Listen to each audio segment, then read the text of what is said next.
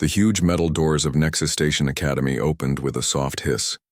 Hyunwoo Kim stepped through, carrying his small bag and looking around with wide eyes. The hallway stretched out in front of him, filled with the strangest creatures he had ever seen. A tall, blue-skinned being with 4 arms walked past him. Its skin sparkled like diamonds in the light. Behind it came a small, furry creature that looked like a walking mouse, barely reaching Hyunwoo's waist. The mouse-like being carried books that seemed too heavy for its tiny frame. Hyunwoo was 17 years old and came from Seoul on Earth. He was part of the first group of humans to join the Galactic Education Council's exchange program. Only 12 humans had been chosen from all of Earth. He felt lucky to be here, but also very nervous. The academy was built inside a huge space station that orbited a planet called Kepler 442b. Through the windows, Hyunwoo could see the brown and green world spinning slowly below. Stars filled the black space around them like tiny lights. "Welcome, human student," said a voice behind him. Hyunwoo turned to see a tall, thin being with gray skin and large black eyes. It wore the dark blue uniform of the academy staff. I am Professor Kelmara. I teach basic galactic history. You must be Hyunwoo Kim." "Yes, sir," Hyunwoo said, bowing slightly like he would do back home. Professor Kelmara made a sound that might have been laughter. "No need for such formal behavior here. We are all students of the galaxy. Come, let me show you to your sleeping quarters." As they walked through the corridors, Professor Kelmara explained the rules. There are 43 different species studying here. Each has its own customs and ways. The most important rule is respect. We must all learn to live together in peace. Hyunwoo nodded, but he was not really listening. His eyes were busy taking in everything around him. The walls were covered with symbols and writing in languages he could not read. Strange smells filled the air, some pleasant, others not so much. They passed a large common area where students were gathered. Hyunwoo saw his fellow humans sitting at a table in the corner. There was Yoonji Park, a girl from Busan who was very good with machines. Next to her sat Taemin Lee from Incheon, who wanted to become a diplomat. They were talking with Ji-Hai Song, a quiet girl who studied psychology. But what caught Hyunwoo's attention were the huge reptilian beings sitting at the center table. They were at least 8 feet tall with thick, scaly skin that was dark green and brown. Their heads looked like those of giant lizards with sharp teeth that showed when they spoke. Each one was as wide as 2 normal humans. "Those are the Thakari," Professor Kelmara said, noticing where Hyunwoo was looking. "They come from a warrior culture, very strong and proud. Their leader here is Vorthok, the dominant." The largest Thakari was indeed impressive. His scales were darker than the others, and scars covered his arms and face. When he laughed, it sounded like rocks grinding together. The other students in the common area kept their distance from the Thakari table. "Do they get along well with other students?" Hyunwoo asked. Professor Kelmara was quiet for a moment. "The Thakari have their own ways. They believe strength is the most important thing. Sometimes this can cause problems." They reached Hyunwoo's room, which was small but comfortable. It had a bed, a desk, and a window that looked out into space. Professor Kelmara left him to settle in, promising that classes would begin the next morning. That evening, Hyunwoo joined his fellow humans for dinner in the main eating hall. The food was strange but not bad, some kind of protein that tasted like chicken, mixed with vegetables he had never seen before. "How do you like it so far?" asked Yoonji. She had short black hair and always seemed to be thinking about something technical. "It's amazing," Hyunwoo said, "but also a little scary. Everything is so different." Taemin nodded. "I've been reading about the different species. Did you know that the small furry ones, they're called Quillins, can remember everything they've ever seen or heard? Their minds work like perfect recording machines." "What about the big lizard ones?" Ji-Hai asked quietly. She always spoke in a soft voice. Taemin's face became serious. "The Thakari. They're from an empire that controls dozens of worlds. On their home planet, Might makes right.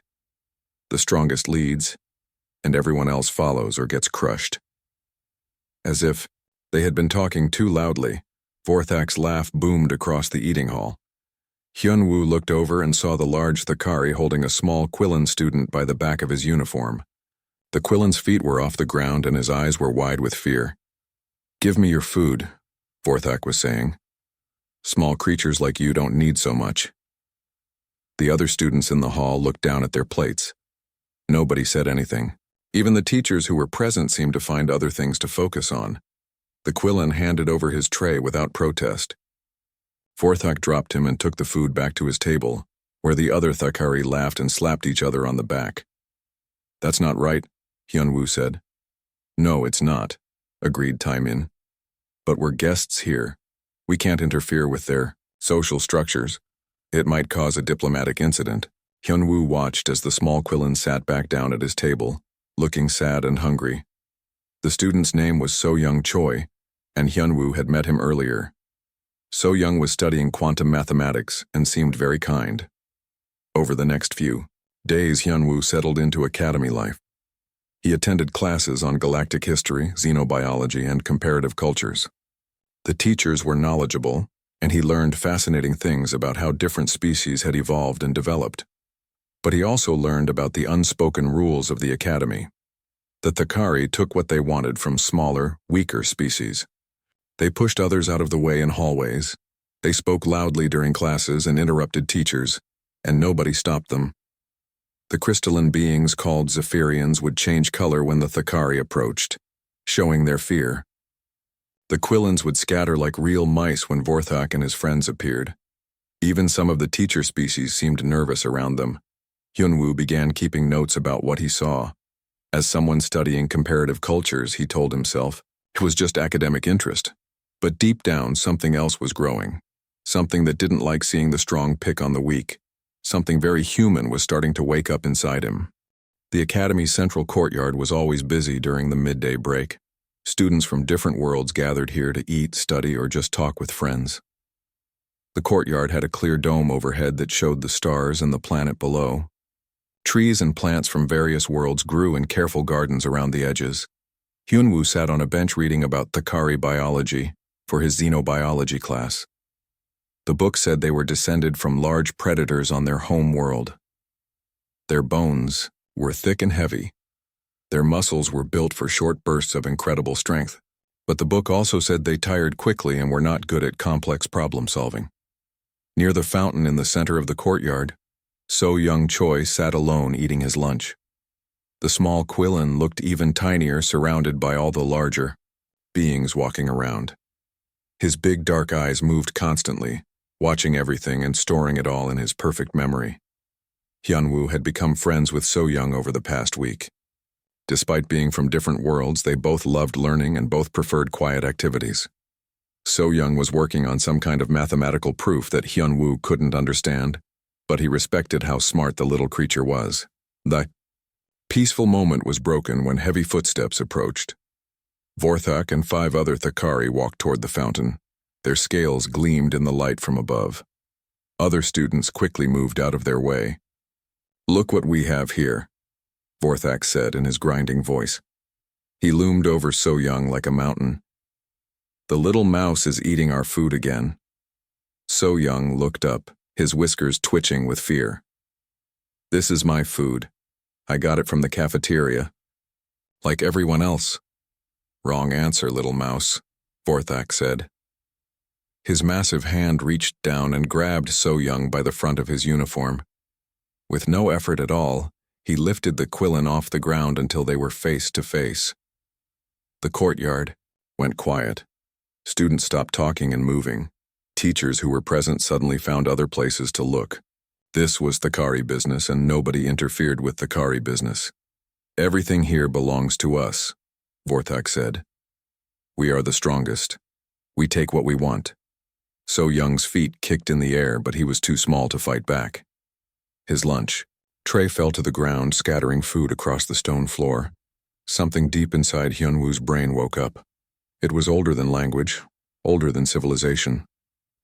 It was the part of him that came from ancestors who had hunted massive woolly mammoths with nothing but sharp sticks and clever plans. The part that had survived ice ages and saber-toothed tigers by being smarter, not stronger. The part that did not run from predators. The part that hunted them back. Hyunwoo closed his book and stood up slowly. His movement was different now. Gone was the nervous exchange student. In his place was something that had evolved over millions of years to kill things bigger and stronger than itself. He moved across the courtyard without making a sound. His steps were careful and planned. His eyes were fixed on Vorthak, like a hawk watching a mouse. But Hyunwoo was not the mouse in this situation. He never had been. The other Thakari were laughing and making jokes. They didn't notice the human approaching until it was too late. Hyunwoo had studied anatomy in school back on Earth. He knew where nerves ran close to the skin. He knew which joints could be damaged easily.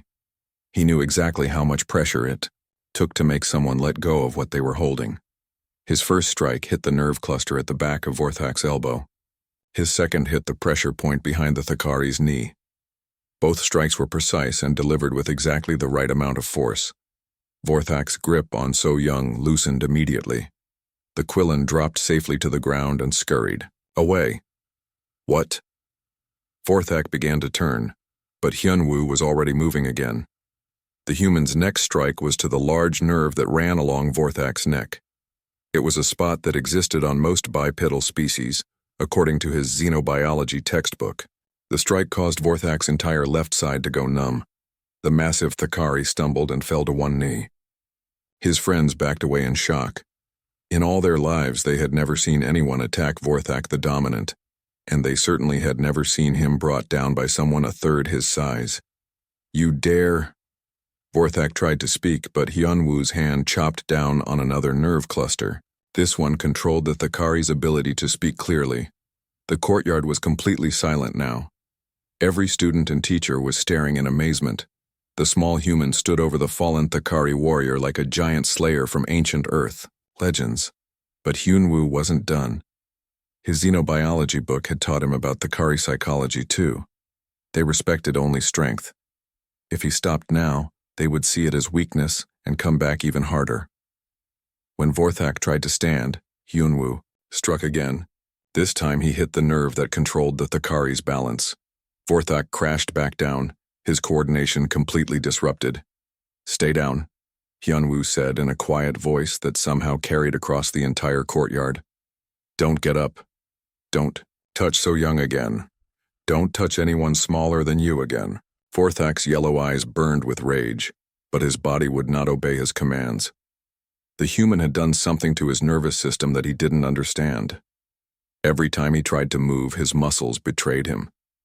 The other Thakari students started to move forward to help their leader, but something in Hyunwoo's eyes stopped them. He looked at each of them in turn, and they saw something that made their ancient predator instincts scream warnings. They saw the eyes of something that hunted predators. The fight is over, Hyunwoo said calmly. Unless you want it to continue. The Thakari looked at their leader, helpless on the ground, then at the small human who had put him there. For the first time in their lives, they experienced something their species had never felt before. They experienced fear of prey. One by one, they backed away. Then they turned and left the courtyard entirely, leaving Vorthak alone on the ground. Hyunwoo knelt down next to the fallen Thakari. The nerve disruption will wear off in about 10 minutes, he said quietly. When it does, you can get up and walk away. But if you ever touch So Young or any other small student again, I'll do worse than this. He stood up and walked over to where So Young was hiding behind a tree. The little Quillen looked up at him with huge, grateful eyes. Are you hurt? Hyunwoo asked. So Young shook his head. No. Thank you. Nobody has ever helped me before. Around the courtyard, students from different worlds were whispering among themselves. The crystalline Zephyrians were flickering through colors that showed amazement. A group of insect-like beings called Vectar were clicking in what sounded like approval. But it was the teachers who looked the most shocked. They had never seen anything like what just happened. A human, supposedly one of the weaker species in the galaxy, had just defeated the most feared student in the academy, using nothing but knowledge and precision. As Hyunwoo helped So Young gather his scattered lunch, he noticed that other students were no longer looking away. For the first time since the academy opened, someone had stood up to the Thakari and won. The balance of power in the academy had just shifted, and everyone knew it. Somewhere in the administrative offices above the courtyard, alarms were already ringing. Security footage was being reviewed. Emergency messages were being sent to various worlds and governments. What had just happened in a simple school courtyard was about to change everything in the galaxy. The other species were about to learn what humans really were, and why Earth's application to join the Galactic Council had been approved so quickly. They were about to learn that sometimes the most dangerous predator was the one that didn't look dangerous at all. Dr. Kelthera sat in her laboratory, watching the security footage for the 20th time. The vegan scientist had 8 thin arms that moved independently as she worked multiple computer screens at once. Her large, compound eyes could see details that most species would miss. But what she was seeing didn't make sense according to everything she knew about biology and behavior. "Computer, slow the footage down to 1/10 normal speed," she said. The recording showed Hyunwoo's approach to Vorthak frame by frame. Dr. Kelthera made notes on her datapad as she watched. The human's movement patterns were unlike anything in her database of known species behaviors. "He moves like a persistence hunter," she whispered to herself. "But that's impossible. Persistence hunters went extinct on most worlds millions of years ago." Her door chimed, and Chancellor Morden entered. The old Altarian walked slowly, his purple skin wrinkled with age. He had lived for over 400 years and had seen many strange things, but even he looked confused. "What is your analysis, Dr. Kelthera?" he asked in his deep, calm voice. "Disturbing," she replied, turning her screen so he could see. "Look at this. The human didn't just attack randomly. Every strike was calculated. He knew exactly where to hit to cause maximum disruption with minimum damage." Chancellor Morden watched the footage thoughtfully. Perhaps he studied Thakari anatomy beforehand. "That's what I thought at first," Dr. Kelthera said, pulling up another screen.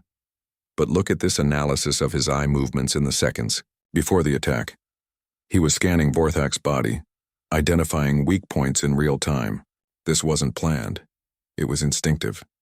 The Chancellor's eyes widened. "Are you saying humans naturally know how to disable other species?" "I'm saying humans evolved as hunters of creatures larger than themselves. Look at their homeworld. Earth was full of massive predators. Humans survived not by being stronger, but by being smarter and more violent when necessary." On the other side of the academy, Admiral Zentar paced back and forth in his office. The Thakari military officer was furious. His thick tail lashed behind him as he spoke into his communication device. "This cannot be allowed to stand," he roared. "An inferior species has attacked one of our young warriors. There must be consequences." The voice that answered him came from the Thakari homeworld, millions of miles away. War Chief Graltok, leader of the Thakari military, spoke in the grinding tones of their language. "Tell me exactly what happened, Admiral." Zentar described the incident, making Vorthak sound like a victim of an unprovoked attack. He left out the part about So Young being grabbed and threatened. "A human did this?" Graltok asked. "The small, weak creatures from the Edge world?" "Yes, War Chief. They are clearly more dangerous than we thought. I request permission to arrest the human student." There was a long pause. Then Graltok spoke again, but his tone was different, more thoughtful. "Show me the footage." Meanwhile, in the human quarters, Hyunwoo was sitting with his fellow students. Yunji was examining his hands for injuries, while Taemin paced nervously around the room. "Do you realize what you've done?" Taemin asked. "You've created a diplomatic incident. Earth could be banned from the academy. They could even declare war." "He was hurting So Young," Hyunwoo said quietly. "What was I supposed to do?" "Follow protocol," Taemin replied. "Report it to the teachers. Let the proper authorities handle it." Ji Hai, who had been silent until now, spoke up. The proper authorities have been ignoring this for weeks. How? Many small students have been hurt while we followed protocol? Yoonji finished examining Hyunwoo's hands. You're not injured at all. How is that possible? You just fought something 3 times your size. I didn't fight him, Hyunwoo said. I stopped him. There's a difference. Before anyone could ask what he meant, the door chimed. Captain Subin Huang entered, her face serious. She was Earth's liaison officer at the academy, a former military officer who had been chosen for her diplomatic skills. Hyunwoo, she said, I need to speak with you immediately. They moved to Captain Subin's private office, where she sealed the door and activated privacy screens. Her first question surprised him. Have you had any military training? No, ma'am, just regular school on Earth. Combat sports, martial arts. I took taekwondo when I was younger, but nothing serious. Captain Subin studied his file on her computer. According to this, you're a xenobiology student interested in comparative cultures. There's nothing here about combat training or aggressive behavior. I'm not aggressive, Hyunwoo said. I just couldn't stand watching him hurt so young. What? You did to Vorthak, Captain Subin said slowly. It required detailed knowledge of the Kari nerve clusters and pressure points. Where did you learn that? Hyunwoo thought for a moment. My xenobiology textbook has anatomy charts for different species. I guess I remembered them. Captain Subin stared at him. You memorized alien anatomy well enough to disable a trained warrior in seconds. I have a good memory. What Captain Subin didn't tell him was that she had already received 3 emergency communications from Earth Command. Intelligence services across the galaxy were suddenly very interested in human capabilities. What was supposed to be a peaceful, educational exchange had become something much more significant. In another part of the academy, So Young Choi was being questioned by Professor Kelmara and 2 other teachers. The small Quillen sat in a chair that was too big for him, his feet not touching the floor. Tell us exactly what happened, Professor Kelmara said gently. So Young recounted the entire incident with perfect detail. His species' ability to remember everything meant his testimony was completely accurate. The human didn't seem angry, So Young said. He just seemed determined, like he had decided what needed to be done and was going to do it. Were you surprised that he helped you? Asked Professor Yolandra, a teacher from the Zephyrian species. So Young's whiskers twitched as he thought. Yes, nobody has ever helped me before. The big species always take what they want and the small species always let them. That's how things work. But not for humans? Professor Kelmara asked. I don't think humans work the same way as everyone else, So Young said thoughtfully. When Vorthak grabbed me, I felt helpless. But when the human looked at Vorthak, Vorthak was the one who looked helpless. The teachers exchanged glances. This was not the first time they had heard similar observations from students who had witnessed the incident. Late that night, Dr. Kelthera finished her preliminary report and sent it to the Galactic Council. Her conclusions were troubling. Humans appeared to be a species evolved specifically to hunt and kill creatures larger and more physically powerful than themselves. They combined pack-hunting instincts with individual tactical intelligence in ways that no other known species did. Most disturbing of all, they seemed to have no instinctual submission response to superior physical force. Other species, when confronted by a clearly stronger opponent, would either flee or submit. This was basic survival behavior found throughout the galaxy. But humans seemed to respond to stronger opponents by becoming more dangerous, not less. The report was classified at the highest levels and sent to military commands on dozens of worlds. Within hours, emergency meetings were being called on the homeworlds of every major species in the galaxy. The question being asked in all of these meetings was the same. If humans could do this much damage as students in a peaceful academy, what could they do as soldiers in a war? And more importantly, were Earth's assurances of peaceful intentions actually true? Or were humans already planning something much larger? The grab in the courtyard had lasted less than 2 minutes, but the consequences would reshape galactic politics for generations to come. The transport ship that docked at Nexus Station 3 days later was not like the usual Academy supply vessels. This one was black and angular, built for war rather than education. Its hull bore the red markings of the Thakari Elite Guard. Captain Subin watched from the observation deck as 12 massive figures disembarked.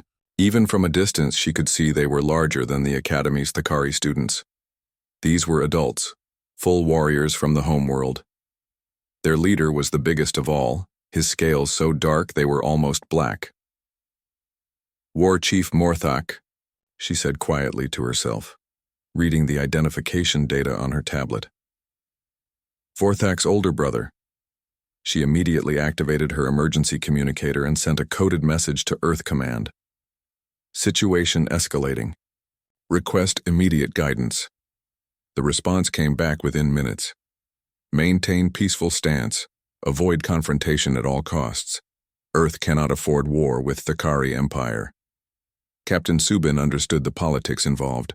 Earth was new to the Azar, galactic community, and had few allies. The Thakari Empire controlled dozens of worlds and had one of the largest fleets in the galaxy. If war came, Earth would lose badly. But as she watched the Thakari warriors march through the station's corridors, she had a feeling that avoiding confrontation might not be possible. In his quarters, Hyunwoo was studying when his door chimed. He opened it to find Professor Jin-Ho Park standing outside. The older Korean man was a military historian who had been studying at the academy for the past year, researching how different species approached warfare. "We need to talk," Professor Jin-Ho said, entering quickly and sealing the door behind him. "Are you aware that a Thakari war party has just arrived?" "War party?" Hyunwoo asked. 12 elite warriors led by War Chief Morthak. "They're here for you, son. Thakari culture demands blood for the humiliation you caused Vorthak." Hyunwoo felt his stomach tighten. "What does that mean?" Professor Jin-Ho sat down heavily. "It means they're going to challenge you to combat, single combat, to the death, in front of the entire academy. They want to make an example of you to show that humans can't challenge Thakari authority. Can't I just refuse? If you refuse, they'll consider it proof that humans are cowards. They'll demand that Earth remove all humans from the academy and probably impose trade restrictions on our entire planet." The weight of the situation settled on Hyunwoo's shoulders. His actions in the courtyard had started something much bigger than he had intended. "There's more," Professor Jin-Ho continued. "I've been monitoring communications traffic. Word of what you did has spread to other species. The Quillen Council is calling you a hero. The Zephyrian Assembly has passed a resolution praising human courage. Even some vegan scientists are studying footage of the incident. That's good, right? It's complicated. Yes, smaller species are inspired by what you did. But the larger, more aggressive species see it as a threat to the natural order. They're worried that if other prey species start fighting back, their traditional power structures will collapse." Over the next several hours, the academy buzzed with nervous energy. Students from different species gathered in small groups whispering about what might happen. The Thakari warriors had taken over an entire section of the station, and their presence made everyone nervous. Yoonji found Hyunwoo in the library that evening, staring at a book without reading it. "Captain Subin is trying to arrange for us to be evacuated," she said quietly. "All the human students. She thinks things are going to get violent." "Are you going to leave?" he asked. Yoonji was quiet for a long moment. "I've been thinking about that. If we leave, what happens to So Young? What happens to all the other small students who can't defend themselves? It's not our responsibility, isn't it? You made it our responsibility when you stepped in to help So Young. Now every small species in the academy is looking to humans for protection." Before Hyunwoo could respond, So Young appeared at their table. The little Quillen looked scared but determined. "I wanted to thank you again," he said to Hyunwoo, "and to tell you something important." "What is it?" "Prime memory. Zika, the eldest of my people, has been studying human history. She says your species has always protected smaller, weaker beings. She says it's part of what makes you human." So, Young paused. then continued. She also says that humans don't fight the same way as other species. You don't just use strength or speed. You use everything, your intelligence, your environment, even your enemy's expectations against them. What does that mean? It means if the Thakari think they know how humans fight, they're probably wrong. That night, Hyun-woo couldn't sleep. He kept thinking about what Professor Jin-ho had told him, a challenge to single combat, to the death. The idea terrified him. He was 17 years old, not a warrior. He had never wanted to hurt anyone. But then he thought about so young, scared and helpless in Vorthak's grasp. He thought about all the other small students who lived in fear every day. And he thought about what would happen if he backed down now. The next morning brought the formal challenge. War Chief Morthak stood in the Academy's central courtyard, his voice booming across the station. I call upon the human called Hyun-woo Kim to face me in honorable combat. He has brought shame upon the Thakari people by attacking our young warrior. Only blood can wash away this insult. The courtyard was packed with students and faculty from every species. News of the challenge had spread throughout the academy overnight. Everyone wanted to see what would happen. Captain Subin stood next to Chancellor Mordun on the observation platform. This is madness, she said. He's just a student. That warrior will kill him in seconds. I'm afraid the challenge has been issued according to Thakari law, the Chancellor replied sadly. If the human refuses, it will be considered an admission of cowardice. The political consequences for Earth could be severe.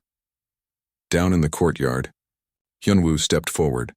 He looked tiny compared to the massive war chief, like a mouse facing a tiger. The crowd went completely silent. I accept your challenge, Hyun-woo said, his voice carrying clearly across the courtyard. But not as an individual. War Chief Morthak's yellow eyes narrowed. Explain. On Earth we have a saying, no one fights alone. If you want to challenge a human, you challenge all humans. The war chief laughed, a sound like grinding stone. You think your few weak friends can help you? Very well, bring them all. We will crush you together. But Hyun-woo wasn't finished. You misunderstand. When I say all humans, I mean all humans. My species doesn't believe in individual honor. We believe in pack honor.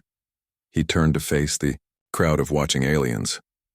What you're about to see isn't a fight between individuals. It's a demonstration of how humans really work when we're threatened. Yoon-ji, Tae-min, and Ji-hae stepped up beside him, along with Captain Subin and Professor In-ho. 6 humans against 12 Thakari warriors. Still terrible odds by any normal measure. But as they took their positions, something changed in the way they moved.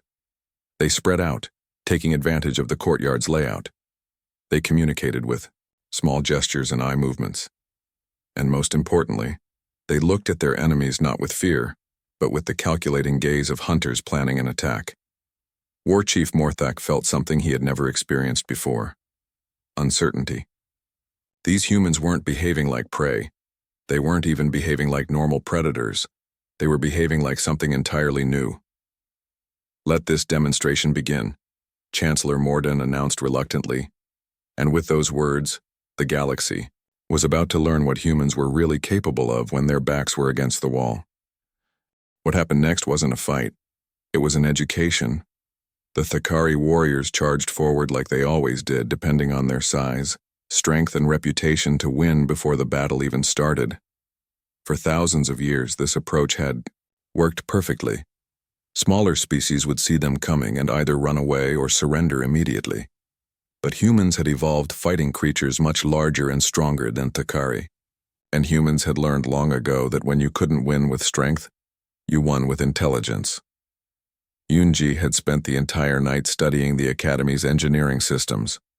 As the Thakari charged, she activated her portable computer and sent a command to the courtyard's environmental controls. Suddenly, steam began pouring from vents around the area, creating thick clouds that blocked vision. The Thakari stumbled and slowed, confused by the sudden change in their environment. They tried to stay together as a group, but the steam made it impossible to see more than a few feet in any direction. That's when Professor Jin-ho put his military history knowledge to work. Using hand signals he had learned studying ancient Earth warfare, he directed the other humans to spread out around the courtyard's edges. They moved like ghosts through the steam, invisible but always watching. Taman activated his personal communicator and connected it to the Academy's public address system. Suddenly, his voice was broadcasting throughout the entire station. "Citizens of the galaxy," he said calmly as chaos erupted around him. "You are witnessing something that has never happened before. You are watching humans defend themselves against unprovoked aggression. Remember this moment because it changes everything." His words were being heard not just in the Academy, but on ships and stations throughout local space. The galactic news networks were already picking up the signal and rebroadcasting it to dozens of worlds. In the steam-filled courtyard, HFY was demonstrating the psychological warfare techniques she had studied. Using her knowledge of Thakari, pack behavior, she began making sounds that mimicked their distress calls. The warriors, already confused by the steam, became even more disoriented as they heard what sounded like their packmates in trouble. War Chief Morthak roared commands, trying to keep his warriors organized, but his voice only helped Captain Subin locate him in the chaos. She moved through the steam like a professional soldier, using cover and concealment techniques the Thakari had never seen before. But it was Hyunwoo who delivered the lesson that would echo throughout galactic history. While the Thakari stumbled around in the steam, looking for enemies to fight with brute force, Hyunwoo had climbed to the upper level of the courtyard. From there, he could see everything happening below. He watched the warriors' movement patterns, identified their leader, and planned his approach. When he dropped down behind War Chief Morthak, it was completely silent. The first the War Chief knew of his presence was when Hyunwoo's precise strikes hit the same nerve clusters that had worked on Vorthak days earlier. But this time, Hyunwoo had learned from his previous experience. His strikes were more accurate, more controlled. War Chief Morthak, despite being the most feared warrior in the Thakari Empire, collapsed to his knees just like his younger brother had. The difference was what happened next. Instead of leaving the war chief disabled on the ground, Hyunwoo placed his hand on the warrior's shoulder in what looked almost like a gesture of comfort. "I could kill you right now," he said quietly, just loud enough for the courtyard's recording devices to pick up. "Your nervous system is completely under my control, but I'm not going to kill you." War Chief Morthak tried to speak, but his voice wouldn't work properly. "You came here to prove that Thakari are superior to humans," Hyunwoo continued, "but you've proven the opposite. You've shown the entire galaxy that size and strength don't matter when you're fighting someone smarter than you." The steam began to clear as Yunji shut down the environmental systems. Around the courtyard, the other Thakari warriors were in various states of confusion and defeat. Not one of them had been seriously injured, but none of them were capable of fighting either. The humans had used their knowledge of alien anatomy, psychology, and technology to completely neutralize a force that should have destroyed them easily. Captain Subin appeared next to Hyunwoo, her uniform neat and clean despite the chaos around her. "War Chief Morthak," she said formally, "do you yield?" The massive Thakari leader looked around at his defeated warriors. For the first time in his life, he was experiencing something his species had never felt. Complete tactical defeat without physical destruction. "I yield," he said finally. The words echoed through the courtyard and across the galactic communication networks. In military academies and government buildings on dozens of worlds, analysts were already studying what had just happened. Chancellor Morden stepped forward, his ancient voice carrying across the courtyard. "By the laws of combat, the humans have won this challenge. War Chief Morthak, do you accept defeat?" "I accept," Morthak said, and with those words, something fundamental shifted in galactic politics.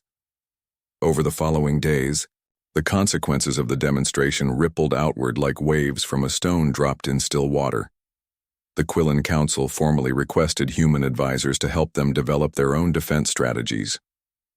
The Zephyrian Assembly passed a resolution declaring humans trusted allies in the cause of justice.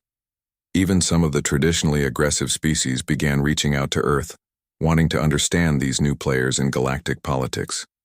Dr. Calthera published her analysis of human, tactical behavior, which became required reading in military academies across known space. Her conclusion was simple but revolutionary. Humans fought like no other species in the galaxy, using intelligence, cooperation, and environmental manipulation to defeat opponents who should have been invincible. The Thakari Empire, meanwhile, was forced to completely reassess its approach to interstellar relations. Some Thakari, like Vorthak himself, began studying human tactical methods and requesting to train alongside them. Others retreated to their homeworlds, unable to cope with a universe where physical dominance was no longer the ultimate authority. War Chief Morthak surprised everyone by requesting to stay at the academy as a student. He wanted to understand how he had been defeated so completely by creatures he had considered inferior. "Your species fights like nothing we have ever encountered," he told Hyunwoo during one of their conversations. "You turn our own strength against us. You use our expectations to blind us. You make us defeat ourselves." "That's because we evolved differently than you," Hyunwoo explained. "On Earth, the biggest and strongest creatures usually went extinct. It was the smart, adaptable ones that survived." 6 months after the incident in the courtyard, the Galactic Council officially established the Human Tactical Advisory Corps. Captain Subin was promoted to admiral and put in charge of the new organization. Its mission was to help smaller species develop their own defense capabilities and to serve as peacekeepers in disputes between aggressive and peaceful species. Hyunwoo was offered the position of Chief Tactical Advisor, but he declined. He was still just 18 years old and wanted to finish his education first. Instead, he became the first human to graduate from the academy with highest honors in both xenobiology and comparative warfare studies. The academy itself changed completely after the demonstration. Bullying incidents dropped to zero almost overnight. Students from different species began working together on projects instead of segregating by size or strength. The Thakari students, guided by their new human classmates, learned that cooperation could achieve more than domination. So young Choi became something of a celebrity among smaller species throughout the galaxy. As the being whose rescue had started everything, he was invited to speak at conferences about interspecies cooperation and peaceful resistance to oppression. "Humans taught us something very important," he would say in his speeches. "They taught us that being small doesn't mean being helpless and being peaceful doesn't mean being weak." On the 1-year anniversary of the courtyard incident, a memorial was erected at the academy. It wasn't a monument to war or victory, but to the moment when the galaxy learned that intelligence could triumph over strength and cooperation could overcome intimidation. The inscription, written in the languages of 47 different species, read simply, "Here the small stood up to the large, and the galaxy was changed forever." Hyunwoo, now a senior student and unofficial leader of the Academy's Interspecies Cooperation Council, stood before the memorial with his friends. Yoonji had become the Academy's chief engineering advisor. Tai-min was studying to become Earth's first galactic diplomat. Ji-hai was developing new psychological techniques for peaceful conflict resolution. "Do you ever regret it?" Yoonji asked. "Starting all of this, I mean." Hyunwoo looked around at the diverse group of students who were now working together instead of living in fear. He saw Thakari and Quillen studying side by side. He saw Zephyrians teaching vegan students about harmonic mathematics. He saw dozens of species that had never interacted before forming friendships and partnerships. "No," he said finally. "I think this is what we were meant to do. Not conquer the galaxy, but teach it that there are better ways to live than in fear."